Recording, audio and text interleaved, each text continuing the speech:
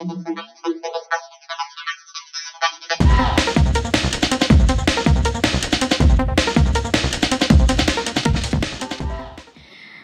6টা 5 বাজে, তো বিকেল হয়ে গেছে। গুড ইভিনিং সবাইকে।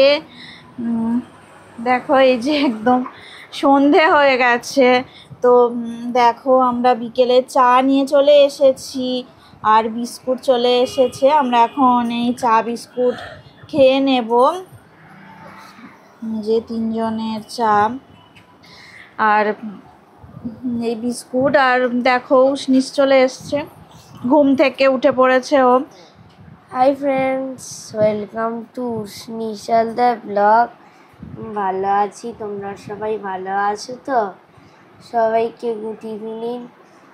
এখন বাজে 6টা 5। আমরা সবাই ঘুম থেকে উঠলাম। এই দেখো আমরা চা বিস্কুট খাচ্ছি। চা বিস্কুট খেয়ে নিই, তারপরে ফিরে আসছি আবার।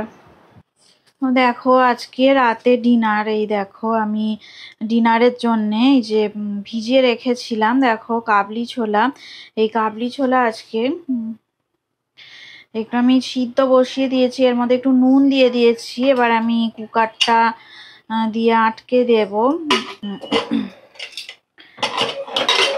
আমি 3 ঘন্টার মতো ভিজিয়ে রেখেছিলাম কাবলি চানাটা।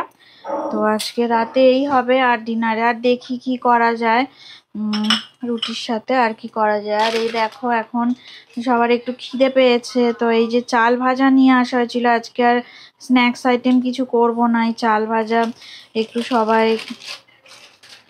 সবাইকে একটু দিয়ে দেব। 3জনের 3টে বাটি নিয়েছি।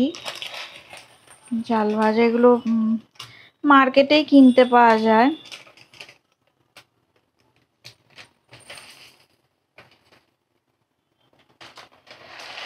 এই 3জনের জন্য নিয়ে নিলাম বাটিতে। এখন আজকে স্ন্যাক্সের আইটেম কিছু বানানো হয়নি, তো এইটাই আজকে খেয়ে নিই।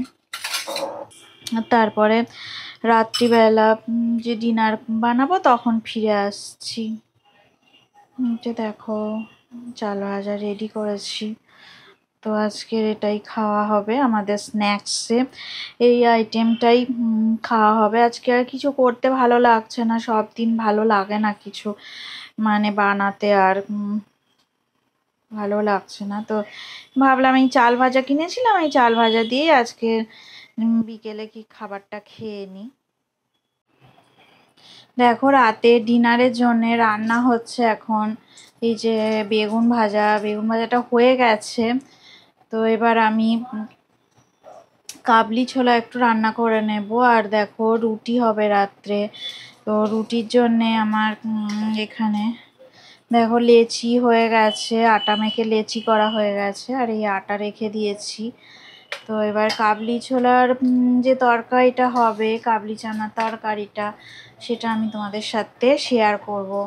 বেগুন ভাজাটা হয়ে গেছে, দেখো বেগুন ভাজা হয়ে গেছে। এবারে বেগুনটা আমি একটা প্লেটে তুলে নেব। ভাজা বেগুনগুলো তুলে নিচ্ছি। ওই তেলেই আমি রান্নাটা করব, কাবলি ছোলার তরকারি রান্নাটা। দেখো তেলটা তো গরম হয়ে আছে, তো দেখো আমি গোটা জিরে দিয়ে দেব ফোড়নে, আর কুচানো পেঁয়াজ দিয়ে দিলাম, আর কেটে রাখা আলু দেব।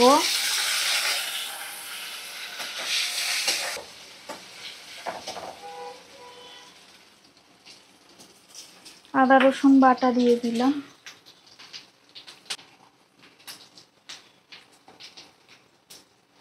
নুন আর হলুদ গুঁড়ো দিয়ে দিলাম। এবার দেখো কুচানো টমেটো দিয়ে দিচ্ছি,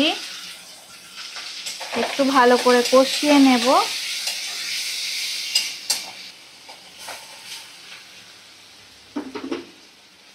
কাবলি ছোলাগুলো দিয়ে দেব।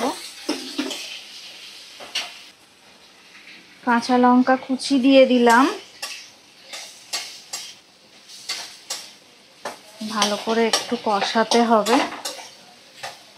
একটু গরম মশলার গুঁড়ো দেবো এবার। লঙ্কা গুঁড়ো দিই না তরকারিতে, কারণ এই ঝাল একদম এরা খেতে পারে না। একটু গরম মশলার গুঁড়ো দিয়ে দিলাম। 4 মিনিট কষানোর পরে জল দিয়ে দেবো আমি।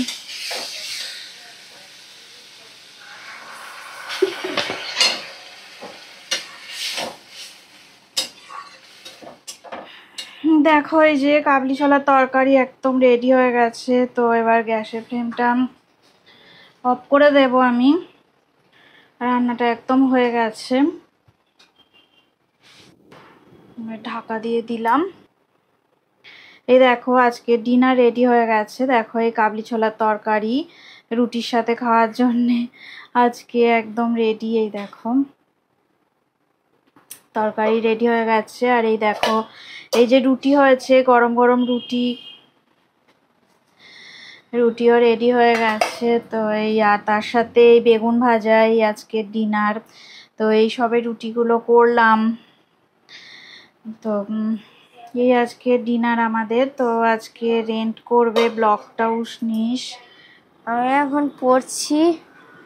আমি ব্লগটা আজকে এখানেই শেষ করছি। যদি ভিডিওটা ভালো লেগে থাকে অবশ্যই লাইক করবে, সাবস্ক্রাইব করবে।